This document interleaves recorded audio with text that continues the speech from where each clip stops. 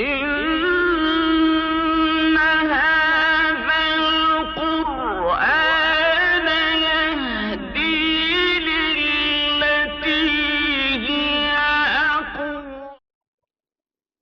بسم اللہ الرحمن الرحیم۔ قرآن فہمی کے حوالے سے قرآن مجید کے تعارف کا ایک اور لیکچر پیش خدمت ہے۔ تعارف قرآن کو ہم چھوٹے چھوٹے سوالات اور پھر ان کے جوابات کی شکل میں آپ کے سامنے پیش کر رہے ہیں، تاکہ تعارف قرآن کے بعد ہم قرآن مجید کو چھوٹے چھوٹے لیکچرز کی شکل میں سمجھ سکیں، جو کہ اس پلیٹ فارم سے انشاءاللہ جاری ہوں گے۔ تو آئیے آج کے لیکچر کا سوال لیتے ہیں۔ آج کے لیکچر کا سوال ہے کہ قرآن مجید میں ایک جیسے مضامین کو بار بار کیوں دہرایا گیا ہے یا کیوں پیش کیا گیا ہے۔ تو آئیے اس بات کا جائزہ لیتے ہیں۔ اس کے جواب کو اگر میں ایک جملے میں عرض کروں تو اس ریپیٹیشن کا مقصد انسان کو مقصد تخلیق سے جوڑے رکھنا ہے۔ دیکھیے، اس بات کے مشاہدے سے تو ہم ہر وقت گزرتے ہیں کہ نسیان انسان کی تخلیق کا حصہ ہے، یعنی انسان کے اندر اللہ تعالیٰ نے بھول جانے کا مادہ یا سبسٹینس رکھا ہوا ہے۔ اگر یہ چیز موجود نہ ہو تو انسانی زندگی کی یاداشت انسان کے لیے جینا بڑا مشکل کر دے۔ تو ہم یہ کہہ سکتے ہیں کہ بھول جانے کی حقیقت اللہ تعالیٰ نے انسانی زندگی سے وابستہ رکھی ہے، یہ کسی نعمت سے کم نہیں۔ سابقہ لیکچر میں جیسا کہ میں نے عرض کیا تھا کہ انسان کی دنیا کے لیے تخلیق خلافت سے تعبیر ہے، یعنی انسان کو اللہ تعالیٰ نے نائب اور خلیفہ بنا کر کے دنیا میں بھیجا ہے، اور اس کے ساتھ ساتھ دنیا کو انسان کے لیے امتحان گاہ کے طور پر ڈیزائن کیا ہے، اور اس امتحان میں کامیابی اور ناکامی کے حوالے سے انسان کو ایک با اختیار مخلوق بنا کر اسے دنیا میں کچھ اختیارات بھی دے دیے ہیں، اور ان اختیارات کے استعمال کے حوالے سے انسان کو آزادی بھی دے رکھی ہے۔ اس ساری بات کا آخر مقصد کیا ہے؟ اس کا مقصد یہ تھا کہ انسان اپنی اچھی یا بری راہ خود متعین کر کے امتحان گاہ میں کامیابی اور ناکامی کا راستہ خود تجویز کرے۔ ہاں، البتہ اللہ تعالیٰ نے اس انسان کی ہدایت کے حوالے سے رہنمائی کا بندوبست اپنے ذمہ لیا تھا، اور اس بندوبست کے ذرائع جیسا کہ میں نے سابقہ لیکچرز میں بتایا تھا کہ ہمیشہ اس کے دو ذرائع رہے ہیں۔ نمبر ایک، انبیاء علیہ السلام کی مبعوثیت، نمبر دو، کتابوں کا نزول جس میں قرآن مجید آخری کتاب ہے۔ ان دو ذرائع سے ہمیشہ انسان کو یہی بات سمجھائی گئی ہے کہ توحید اور اس کا محور کیا ہے، صفات باری تعالیٰ کیا ہیں، آخرت اور یوم حساب یعنی ڈے آف ججمنٹ کی حقیقت کیا ہے، کامیابی کی منزل اور ناکامی کا راستہ کون سا ہے، جزا اور سزا کا عمل کیا ہے، رسالت اور ایمان بالکتاب کی حقیقت کیا ہے۔ یہ وہ حقیقتیں ہیں جن کو انسانی فطرت سے بار بار ٹکرائے جانے کے عمل سے انسانی فطرت کو اپنا راستہ متعین کرنے میں آسانی پیدا ہوتی ہے، تاکہ انسان اس فطرت پر قائم رہے۔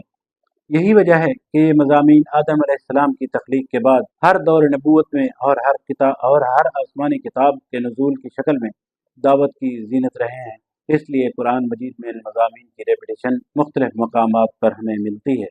البتہ ان معاملات کو بیان کرنے کا انداز موقع اور محل کی مناسبت سے بدلتا رہا ہے، لیکن اصل حقائق وہی ہیں جو میں نے ابھی عرض کیے ہیں، جو ازل سے ہیں اور قیامت تک رہیں گے۔ ان کو بار بار دہرانے کا مقصد کیا تھا؟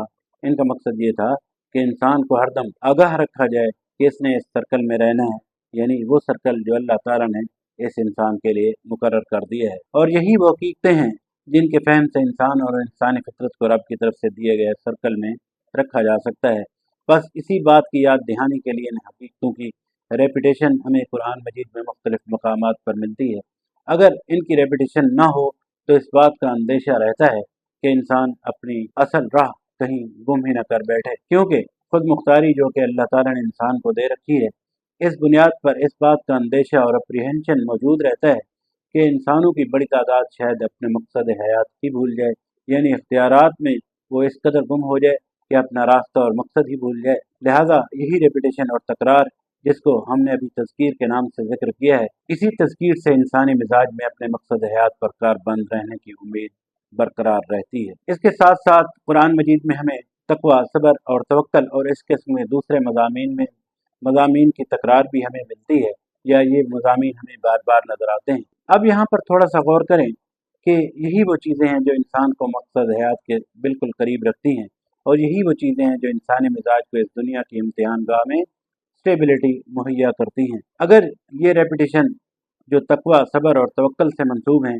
ان کی تذکیر نہ ہو تو انسان اپنے مقصد حیات یعنی دین کی راہ پر چلنے میں پیش آنے والی مشکلات سے گھبرا کر ان سے ہٹ ہو سکتا ہے اور اپنی راہ گم کر سکتا ہے۔ دیکھیے، तवक्कल और अल्लाह की ज़ात पर भरोसा और सब्र और इस्तिक़ामत जैसी नेमत हर इंसान में यकसा नौइयत की नहीं होती, किसी में कम और किसी में ज़्यादा हो सकती है। बस हम ये कह सकते हैं कि कुरान मजीद में मज़ामीन की रेपिटेशन या मज़ामीन को बार बार दोहराने का मकसद यही है कि इंसान के अंदर पैदा की गई दीनी रूह का रिश्ता मज़ामीन की इस बार बार रेपिटेशन या तकरार से तज़कीर के हवाले से बरकरार रखा जाए। रेपिटेशन से ये इस तज़कीर से न सिर्फ बरकरार रखा जाए बल्कि इस रिश्ते में इस्तेहकाम और मजबूती भी पैदा की जाए, ताकि इसी बुनियाद पर ही इंसान इस इम्तिहान गाह में अपने अंजाम अखीर से अल्लाह ताला के यहाँ कामयाबी की शक्ल में पेश हो। ये है आज के लेक्चर के हवाले से बहस, जिसमें हमने कुरान मजीद में एक जैसे मज़ामीन को बार बार क्यों दोहराया गया है के हवाले से बात की है। अल्हम्दुलिल्लाह आज का लेक्चर मुकम्मल हुआ। इसके बाद नेक्स्ट लेक्चर में तारुफ़ कुरान के हवाले से हम कुछ मज़ीद अर्ज़ करेंगे। हम अपने इस प्लेटफॉर्म से कुरान मजीद को छोटे छोटे लेक्चर्स की शक्ल में आपके सामने पेश करेंगे, जिसे हर एज के लोग, मर्द और ख़वातीन, बच्चियाँ और बहनें सब आसानी से समझ पाएंगे। तो फिर आइए कुरान फहमी की बुनियाद पर अल्लाह ताला के दीन के गलबे की अमली जद्दोजहद के हवाले से कुरान मजीद का बाकायदा फ़हम हासिल करें। अल्लाह ताला हमारे इस मिशन में हमारा हामी और नासिर हो। अस्सलामु अलैकुम व रहमतुल्लाह।